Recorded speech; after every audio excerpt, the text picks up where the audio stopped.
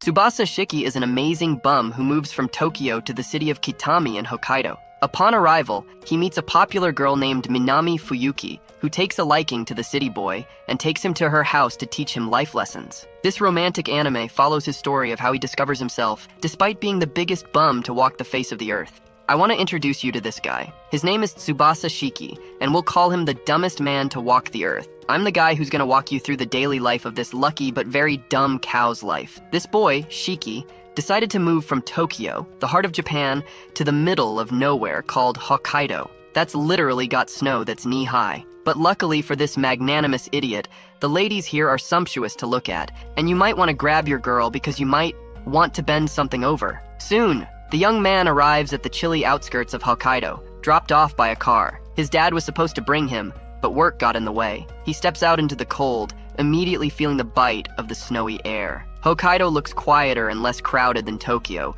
almost like a sleepy little snow town. As he adjusts to the freezing weather, he regrets stepping out so soon because this cow thought that he could walk a few miles to the actual city, but he's just a dumb cow and soon realizes it's a very, very long walk. But then he spots a stunning yellow-haired girl standing nearby, and boy, does she look sumptuous. She's bare-legged, and this shocks him because he's bundled up like he's preparing for a snowstorm. She casually informs him that his destination is a 3-hour walk away, and a taxi would take 30 minutes to arrive. He'd become an ice sculpture by then, and a very dumb-looking one at it. So they decide to wait for the bus together. During their chat, she learns he's from Tokyo, and assumes he'll look down on her small-town life. Surprisingly, he feels more at home here, since he was always considered lame back in the city. They discover they're both 16 and heading to the same college. What are the odds? He drifts off into his thoughts and almost starts thinking of all the nasty positions he could put her in, but she snaps him back to reality by sneaking snow into his clothes.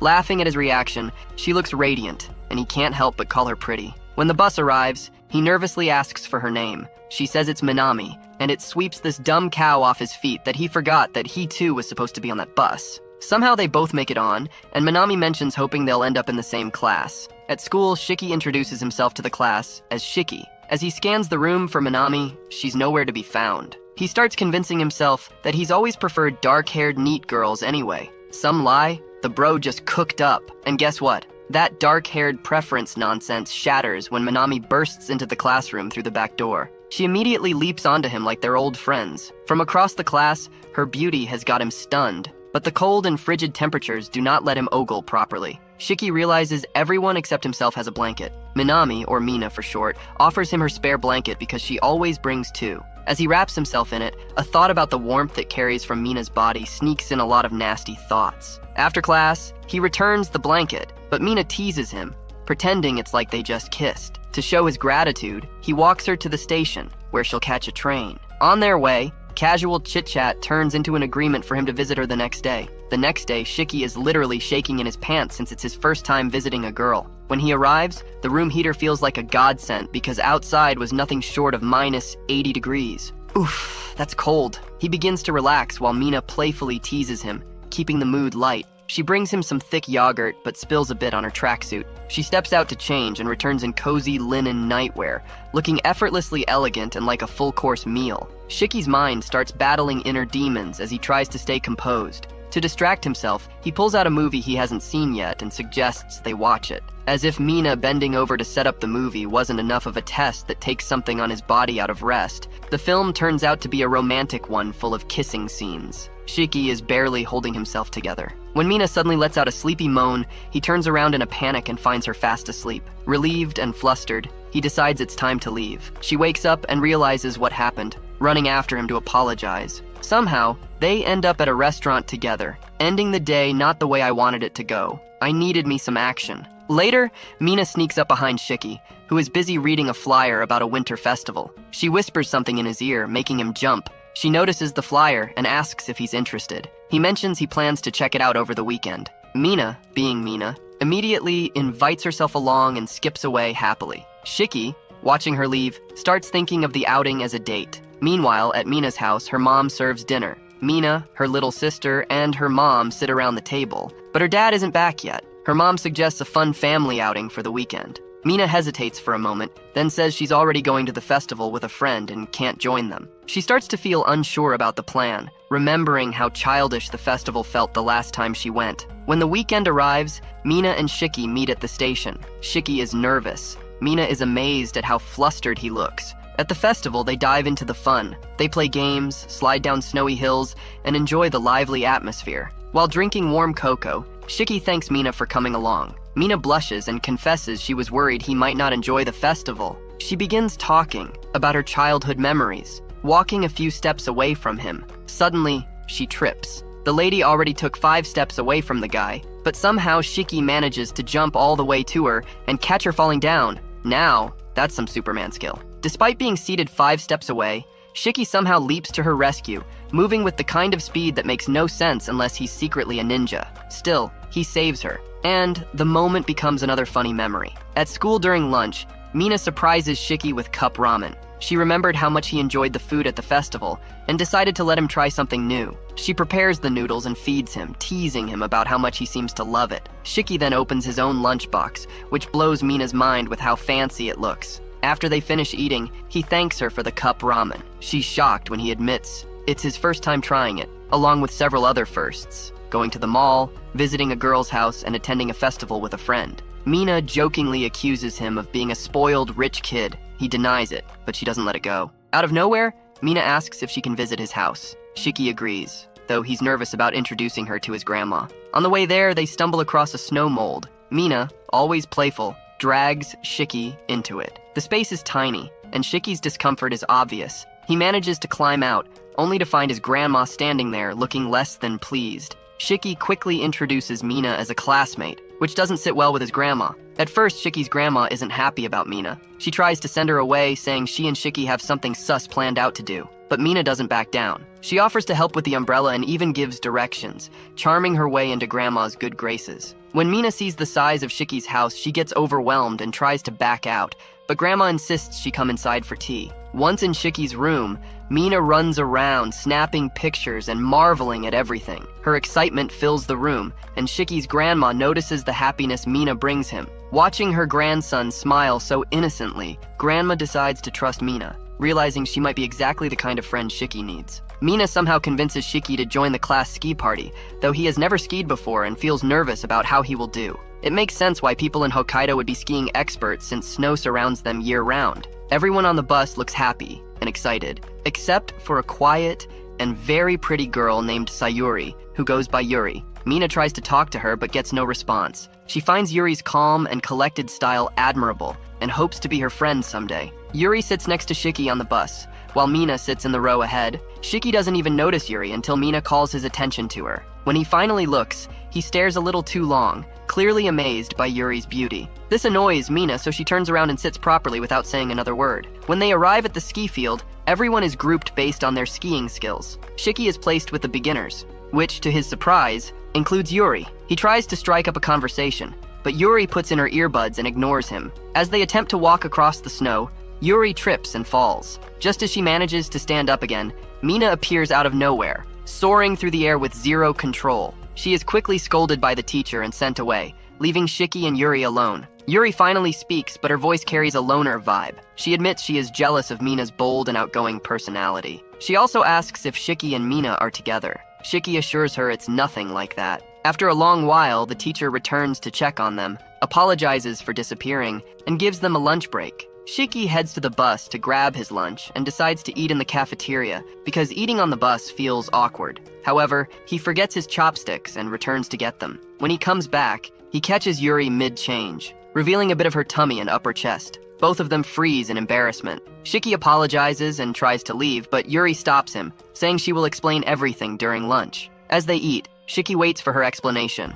She finally speaks up, blurting out that she sweats a lot and avoids anything physically demanding because of it. Despite her shy appearance, Yuri shows hints of being outgoing and free-spirited, but her condition has given her low self-esteem. Shiki listens patiently and starts to understand her better. Then, a sound comes from Yuri's bag. She hesitates but pulls out what looks like a PSP. Shiki, shockingly clueless, doesn't know what it is. Yuri is floored by his ignorance and immediately hands him the game to try. The game, called Crash Sisters Plus, is colorful and very girly. Shiki tries to play but loses almost instantly. Yuri's true personality shines as she enthusiastically teaches him how to play before realizing she's acting too openly. She quickly pulls herself together again. Shiki tells her she's completely normal and admits he's happy she talked to him. Yuri blushes deeply and tells Shiki she'll keep teaching him the game if he starts calling her professor, or rather, sensei in Japanese. After their lunch, they return to the snowy field. They decide to ride the ski lift to the top of the mountain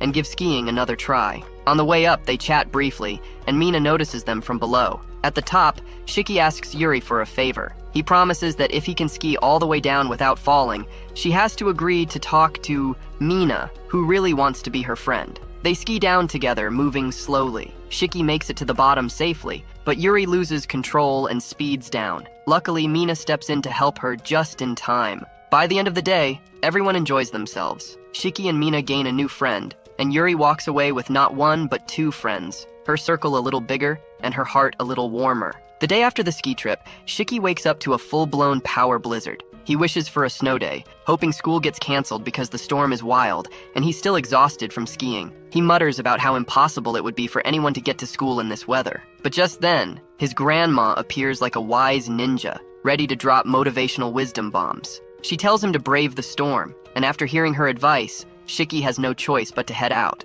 On his way, the blizzard feels like something straight out of an anime battle, with Shiki trudging through snow as if Esdeath from Akame ga Kill had unleashed her icy wrath. Just as the storm seems too much for him, Mina and her mom pull up in a car like heroes in a shoujo scene. They give Shiki a ride to school, saving him from the winter nightmare. While in the car, Mina's mom realizes Shiki is the rich boy Mina always talks about. She wastes no time teasing them, saying they'd make a cute couple. Mina turns as red as a cherry, embarrassed beyond belief. Before dropping him off, Mina's mom jokes about giving him rides anytime there's another blizzard. At school, they bump into Yuri in the hallway. Mina runs over and hugs her, only to find out Yuri is dealing with sore muscles from the skiing adventure. In class, Mina introduces Shiki to a clever way to stay warm using heat pads that go inside your jacket. She offers him some from her own stash, but they're, straight off her body. Shiki takes them reluctantly, clearly not used to such casual kindness. Lunchtime comes,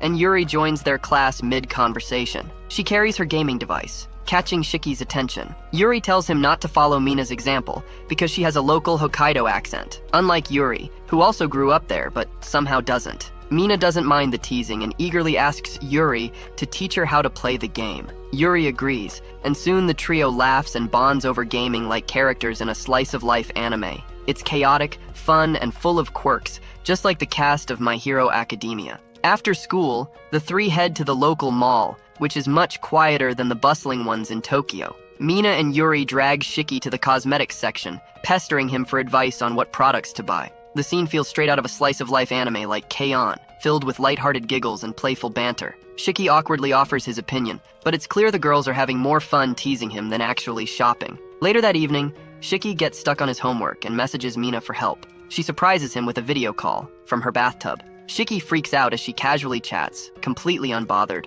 She hasn't even started her homework, which makes her feel like the female version of every procrastinator ever. She suddenly jumps out of the bath mid-call, her phone slipping from her hand as she falls. For a brief moment, it's a perfect storm of accidental exposure. But luckily Shiki's phone also slips at the same time, saving both of them from seeing anything too embarrassing. Mina asks nervously if he saw anything, and Shiki reassures her that he didn't. The cosmic alignment spares them both. The next day, Mina faces the consequences of her carefree attitude when she gets in trouble for not turning in her homework. It's another day of chaos and comedy in the life of this quirky trio. Mina, Shiki, and their classmates headed to a karaoke spot for a night of fun. Mina grabbed the microphone and started singing her heart out. Her voice was mesmerizing, almost as if an angel had decided to drop in and show off some karaoke skills. What really stood out, though, was the opening scene on the screen. A skeleton and a hallway of skeleton heads. Talk about a spooky vibe to start a love song. When Mina sang the words, "I love you,"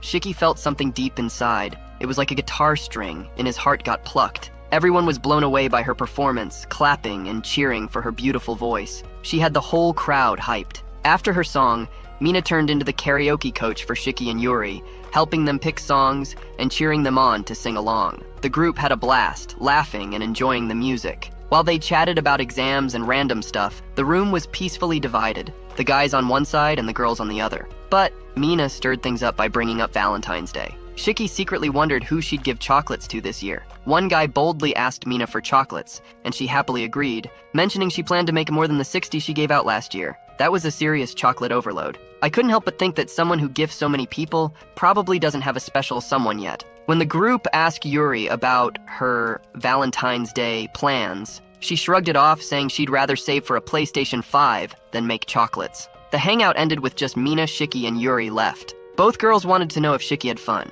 When he said he did, Mina promised to always invite him to these outings. Over the weekend, Yuri planned to shop but ended up gaming instead. Eventually, she found herself sneaking around the mall, where Mina caught her red-handed. Yuri had been buying ingredients for chocolates but tried to cover it up by claiming she was shopping for nail polish. Her freshly done nails betrayed her, so she quickly shifted gears, buying cosmetics to avoid suspicion. Mina asked Yuri about her favorite chocolate flavors, and fruity ones made Yuri excited. That evening, Shiki studied for exams while Mina got busy making chocolates for her classmates. Yuri, struggling with her chocolate making, called Mina for help. Mina rushed over like a chocolate superhero, but disaster struck. Milk and soy sauce spilt all over Mina's chocolates, ruining them. Despite the mess, Mina stayed positive, and her attitude warmed Yuri's heart. The next day, Mina handed out store-bought chocolates to her classmates, including Yuri and Shiki. One guy had the audacity to mock Mina for not making homemade ones. Mina brushed it off like a pro,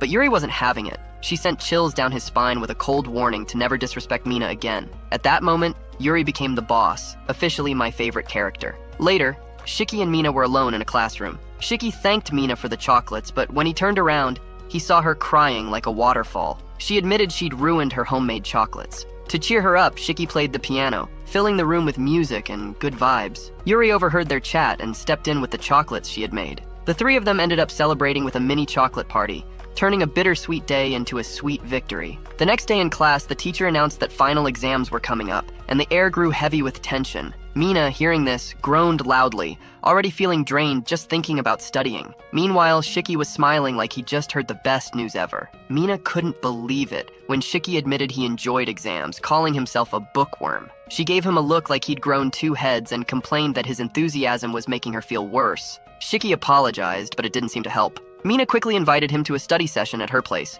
making sure to include Yuri too. However, Shiki noticed the slight pout on Mina's face, making him suspect she wasn't too thrilled about sharing his attention with someone else. The trio made their way to Mina's house. Her family was out, so they had the place to themselves. Mina led the way to her room, and Yuri looked around with wide eyes, thrilled to be visiting a girl's house for the first time. Shiki, on the other hand, casually mentioned that he'd been there before, which earned him a sharp look from Yuri, as if she were imagining him as a stalker straight out of Future Diary. When they entered Mina's room, it was like stepping into a pink wonderland. The walls, furniture, and decorations were all shades of pastel, making it look like Barbie's dream house exploded in there. Shiki tried to act unfazed, but his internal panic was obvious. But his mind was running laps faster than Usain Bolt, while Yuri gave him a knowing smirk that said, "You're so busted." Mina returned with some drinks, offering one to Shiki. He took a sip, surprised by how good it was. Then they got to studying, or at least tried to.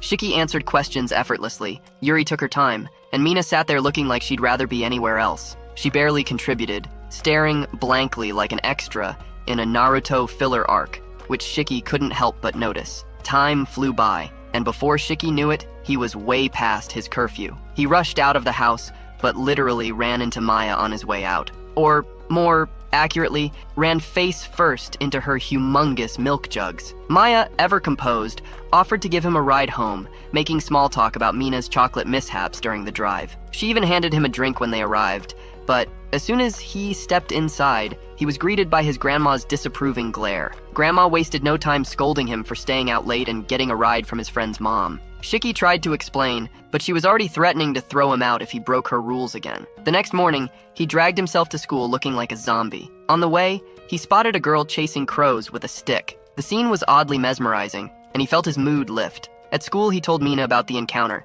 and she immediately identified the girl as Reina, their school idol. Mina couldn't stop raving about Reina's amazingness until she finally calmed down and asked Shiki for another study session. Sensing a trap, Shiki made up an excuse, leaving Mina to study with Yuri instead. However, Yuri declined, saying she was still tired from their late-night chat the previous evening. During lunch, Shiki retreated to the library to focus on studying. He soon noticed Reina snoring loudly in a corner, completely unbothered. When she woke up, she mumbled something strange about Hitler, then declared herself the library president with the right to nap whenever she wanted. She casually glanced at Shiki's math work, corrected his mistakes, and strolled away like nothing happened. That evening, Shiki's grandma decided it was time for a focus ceremony, claiming he'd been too distracted lately. Just as they were preparing, the doorbell rang. When Shiki opened it, there stood Reina, claiming she was just delivering the neighborhood bulletin. Seeing him in his traditional ceremonial attire, she hugged him,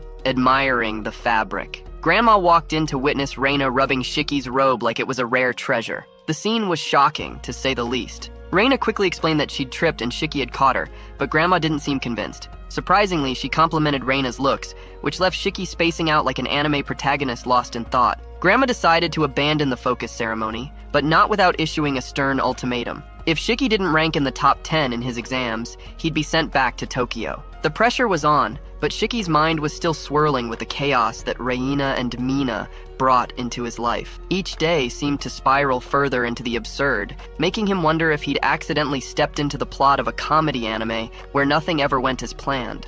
Shiki realized that his grandma was right. If he wanted to stay in Hokkaido, he had to study hard. He bumped into Rina, who wanted to check if her hug got him into trouble with his grandma. Shiki said it didn't, but Rina noticed he looked stressed. She asked him what was wrong, and he admitted he was struggling with his studies. Rina offered to help tutor him. At first, Shiki wasn't sure, but when she mentioned she had been the school's top student since her first day, he quickly agreed. She promised to share all her study secrets, and Shiki felt hopeful. Rina told him to meet her in the library's storage room after school, a spot only the library committee had access to. Rina clearly had a soft spot for Shiki, but he was too clueless to notice. He just focused on staying calm since they'd be alone together. On their way to school, Rina and Shiki passed Mina, who saw them together. Mina wasn't jealous of Shiki. She was mesmerized by Reina and wished she could be her friend. A pang of jealousy hit her, and she stopped walking for a moment. Later, after classes, Mina felt a little disappointed when Shiki chose to study alone again, but she understood his need to improve. Shiki met Rina in the storage room after school. The place wasn't exactly a study zone.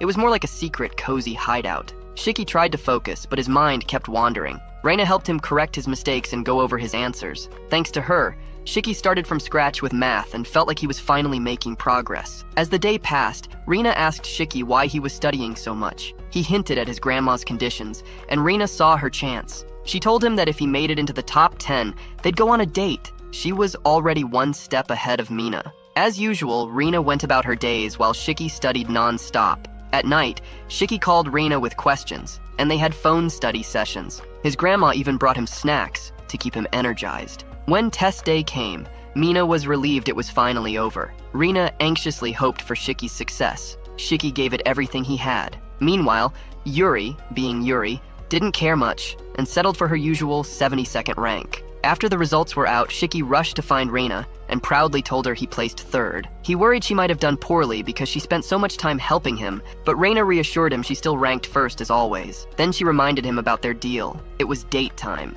Shiki dressed up in traditional clothes, and Reina wore a stunning kimono. She looked like she had stepped straight out of My Neighbor Totoro. Shiki was speechless and couldn't stop staring. On their date, Mai saw them walking on the sidewalk and probably had some thoughts of her own. At the park, Shiki realized he hadn't planned anything beyond getting there. He apologized to Reina, saying he was still new to the area, but Reina didn't mind at all. She was just happy to be with him. It would be easy to think that Shiki and Reina were already a couple, and honestly, it looks like that's where their relationship is headed. Mina decided to bring in Yuri to help spy on them. They were at a mall, hanging out while Shiki and Reina wandered around. The two of them ended up at a crane game shop, where Reina wanted a weird soft toy, and Shiki tried his best to win it but failed miserably. It was a total disaster. Yuri, who was a pro at crane games, thought Shiki was hopeless and wanted to step in and help, but Mina stopped her before she could blow their cover. Shiki managed to win a little squirrel toy for Reina, and it just made Mina more annoyed. Meanwhile, Yuri was getting distracted by the crane game and almost emptied the entire machine of prizes. In the chaos, they lost track of Shiki and Reina, who decided to watch a movie instead. The movie really affected Reina, especially the female lead, who struggled with needing approval from others. Reina said that she also felt like she always needed approval, even though she was the top student everywhere she went. Despite all her success, she still felt unappreciated. Shiki, being the sweet guy he is, reassured her that many people admired her for her hard work, and that's when she really started to like him. Reina then asked about Tsubasa's relationship status, mentioning that if he was dating someone, he wouldn't be spending so much time with her. She figured he must feel lonely since he just moved to town and probably doesn't have many friends. Shiki told her that he was single, but he had found good friends in Hokkaido. Meanwhile, Mina and Yuri were still spying, listening to everything Shiki and Reina were talking about. When Shiki said he would introduce Reina to his friends, Mina couldn't help herself. She jumped out of her hiding spot, ruining their undercover mission. She casually told Shiki she wasn't going to let him keep Reina all to himself. Shiki was totally embarrassed and introduced Mina and Yuri to Reina, who was happy to meet them. Then, out of nowhere, Mai showed up and declared that the group should celebrate her clothes selling out by throwing a barbecue. It was a great time, and everyone got along really well. Mina even taught everyone a new way to enjoy pork. It was like a dream team gathering with names like Goku, Luffy, Saitama, and Naruto, plus others like Tokito, Shasha Braun, Lord Beerus, and Tengen. The table was so organized it could have been a poster for teamwork, though adding Rengoku would probably cause a mess with all his umai after every bite. It would definitely be an epic dinner party if all these characters came together. Mai had a little fun teasing Tsubasa, joking that he was surrounded by 3 beautiful girls. Mina admired Reina's brains and looks, while Yuri thought Reina had it easy since she was so smart. Mina quickly corrected Yuri, saying Reina worked hard to be the best. Shiki backed up Mina's claim, which made Reina smile even more. As they were leaving, Mina asked Shiki about his relationship with Reina, making it sound like it was something more than it was. Shiki assured her that it wasn't like she thought, and it made Mina happy. She teased him about a future date, joking that he'd spend the night, though she was serious about the date itself. It was all fun and games, but clearly things between Shiki and Reina were getting more serious. White Day was just around the corner, and Mina and Yuri couldn't wait to see what Shiki would prepare for them. Their excitement was through the roof when Shiki showed up at school. Mina wasted no time running up to him, eager to hear his plans. Shiki assured her he was working on gifts. But the moment got interesting when a red-haired guy started eavesdropping on them. It was Matsuo, the same guy who had a rough encounter with Mina on Valentine's Day and ended up getting a threat from Yuri. Since then, he had been on his best behavior and wanted to make amends with a White Day gift. Matsuo asked Shiki for advice on how to handle the situation. Shiki encouraged him to apologize sincerely, saying Mina would forgive him and Yuri probably would too. Meanwhile, Shiki had his own plans for White Day. He wanted to make sweets for Mina, Yuri, and Reina, so he turned to his grandmother for help. She loved the idea of the new customs and gladly taught him how to make his favorite rice cakes. On White Day, Matsuo mustered up his courage and apologized to Mina properly. Shiki and Yuri, who were eavesdropping again, couldn't resist stepping out to see how it went. Yuri accepted the apology, and Matsuo sweetened the deal by gifting them boxed onion pies from Uzenya. Shiki then gave them the rice cakes he had made, which were a big hit. Later, Shiki told his grandmother how much everyone loved the sweets, and asked for the recipe so he could share it with Mina, who wanted to try making them at home. To show his appreciation, Matsuo invited Shiki to go smelt fishing on a frozen lake. Shiki, being up for a new experience, agreed. When they arrived, they ran into Mina, who was there with her dad. She explained that this was a yearly family tradition. They all decided to fish together, but luck wasn't on their side at first. Matsuo went to check on his dad, leaving Shiki and Mina alone for a bit. Shiki asked Mina if she was bored, and she said she was always happy to be with him. She started talking about her dream of becoming a makeup artist, showing him the latest makeup trends. Even though she also planned to study abroad, she said her passion for makeup was strong. Shiki thought she had a natural talent and encouraged her to pursue her dream, which made her heart flutter. Noticing Shiki's nice skin, Mina offered to apply some lip balm on him, which was a trap in disguise. Shiki thought it might lead to an indirect kiss, but Mina had a direct kiss in mind. Before she could make her move, Matsuo returned with good news, or bad news, depending on perspective. His dad had caught a good amount of fish, so they moved to a new spot. This time, they had much better luck, catching plenty of fish. They cooked and ate together, creating memories of a wonderful day. However, the outdoor adventure took a toll on Shiki, and he ended up catching a fever. Yuri texted him to wish him well, and Reina heard about his condition from his grandmother. She ran over with a bottle of water that had a sweet note encouraging him to stay hydrated. When Mina found out, she quickly came over to take care of him too. She brought peppermint sweets that helped soothe his sore throat. While the sweets were refreshing, Mina's presence seemed to have a magical healing effect. After resting, Shiki woke up feeling much better and thanked Mina for taking care of him. She looked stunning in a blue dress that could make anyone's eyes sparkle. Mina silently wished they could spend time together like this always. That warm, fluttery feeling in her heart was unmistakable. That was love, pure and simple. Winter was fading away,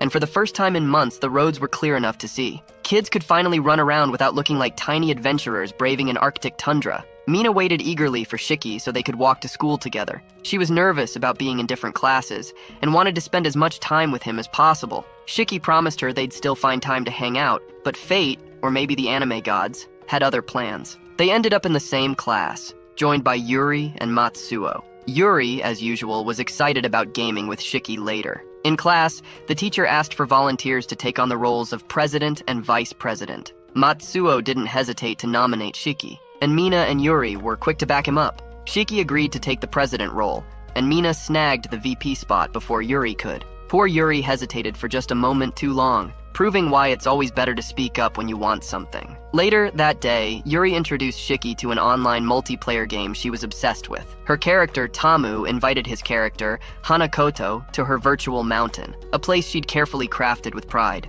Shiki was her first ever visitor, which made it feel special. His in-game setup was still at default, so Yuri brought him to her mountain to help gather resources. Together, they collected wood and built a Frankenstein-looking house that Shiki pretended to like. During their adventure, Yuri admired how bold everyone had been earlier that day. She noticed how much Shiki had grown from being quiet to someone who defended others, especially when he stood up for Mina against Matsuo. It was a small moment, but it stuck with her. The next day, Mina and Shiki stayed back after school for some extra work. Mina couldn't resist dropping hints about wanting more time with Shiki. He teased her for being playful, but he had no idea how much her feelings for him had grown. In her heart, a tiny flower of love had blossomed into an entire garden. Just as things were getting interesting, their teacher showed up and ruined the moment. On their way home, Mina casually asked Shiki to set a day aside so they could hang out. She told him she had something important to tell him. This was a classic "ow" moment, like Kevin Hart hyping up the suspense. Something big was definitely about to go down. Shiki waited by the station, looking around like he'd lost something important. Mina showed up fashionably late with a mischievous smile, keeping her plans for the day a complete mystery. She said it would take 3 hours to get there, so they hopped on a train. As the ride stretched on, Mina dozed off, her face so peaceful that Shiki couldn't help but think she looked like a goddess. Unfortunately for him, his thoughts escaped his mouth just as she woke up, catching every word. They finally arrived in Upshiri town, where Mina suggested they rent bicycles. After a fun ride through the town, they stopped at a cozy diner to eat. Fueled up, they wandered into a small shop. Mina picked up a hairpin and asked Shiki what he thought, her tone casual, but her eyes clearly hoping for a compliment. Meanwhile, Shiki found a bracelet that caught his attention, one that seemed perfect for her. Their next stop was Azura town, and Mina got playful by covering Shiki's eyes as they approached their destination. When she uncovered them, he was greeted by a breathtaking park filled with blooming cherry blossoms. Shiki was so touched by the surprise that he shed a tiny, manly tear. They snapped a ton of pictures, laughing and soaking in the moment. Mina told him she used to visit the park with her family, and they even asked an elderly couple to take a photo of them together. The adventure wasn't over. They climbed a hill to visit a shrine, where Mina quietly wished to return with Shiki in the future. Shiki hoped their bond would only grow stronger. Spotting a nearby go-kart track, Mina lit up with excitement, knowing Shiki had never raced before. They zoomed around the track, laughing and competing like kids, capping the fun with some ice cream. As the day wound down, it was time to head home. Shiki surprised Mina by giving her the bracelet he'd bought earlier, and she asked him to put it on her wrist, creating a sweet and romantic moment. Mina then asked how they might have looked to others during their day out. Shiki, completely clueless, replied that they probably looked like close friends. Mina's smile faded instantly, and Shiki realized he'd messed up big time. Just as he tried to confess, Mina cut him off. She dropped a bombshell. She planned to study makeup artistry abroad. She explained she felt behind since everyone else seemed so focused on their goals. She even admitted she was inspired by Shiki's drive and calm energy. Shiki was heartbroken and hugged her tightly, holding on like it might be the last time. When he let go, his tears were obvious, even surprising Mina. But honestly, Mina looked so stunning that day. I think even I might have fallen for her a little. A park worker announced it was closing time, so Shiki and Mina hurried to catch the last bus. Sadly, they missed it. Shiki called his dad, who suggested they stay at a nearby hotel owned by a family friend. Seeing no other option and sensing a golden opportunity, they headed there. Mina informed her mom, who seemed surprisingly okay with the plan. It felt like Mina's mom had a secret agenda, maybe matchmaking her daughter for a love story in the making. At the hotel, Shiki was a nervous wreck, sharing a room with Mina for the night. Mina took the first shower, leaving Shiki desperately flipping through TV channels to distract himself. When Mina stepped out of the bathroom, she looked refreshed, but Shiki had already passed out from the stress of the day. Early the next morning, Mina decided not to wake him. She kissed him on the cheek, left a note, and quietly left. Afterward, Shiki went radio silent, avoiding Yuri altogether. Meanwhile, Asuka, an old friend, invited Yuri out for karaoke. She turned it down, but Asuka teased her about needing a boyfriend, sparking a blush that practically screamed she already had someone in mind. Yuri's reaction made her feelings obvious. Soon after, Mina and her mom told Yuri about Mina's plans to study abroad. Mina took the moment to thank Yuri for helping her realize her dream, leaving Yuri touched but bittersweet. When Yuri broke the news to Shiki, it hit him like a ton of bricks. Though he still had Mina's note, he couldn't muster the courage to see her. But as the days passed, regret bubbled up. Realizing he couldn't let her leave without saying goodbye, he begged his dad, Hirota, to take him to the airport. Hirota, being the MVP dad, canceled an online meeting to drive him there. At the airport, Mina was lost in her thoughts and didn't notice Shiki calling. He finally caught up to her, pulling her back in a dramatic fashion. She blushed when he handed her the hairpin they picked out together and poured his heart out about cherishing their time. Mina laughed, revealing she was only going abroad for 2 weeks. She admitted she should have explained earlier. They both laughed at how over the top the moment was. 2 weeks later, life went back to normal. Shiki brought snacks to class, knowing Mina would be back. When she returned, she started munching on them right in class, looking happy to be home. It was like she never left. Sounds like a happy forever after she. Now we have come to the end of this anime recap. Don't forget to like and subscribe, and let us know what anime you'd like us to recap next.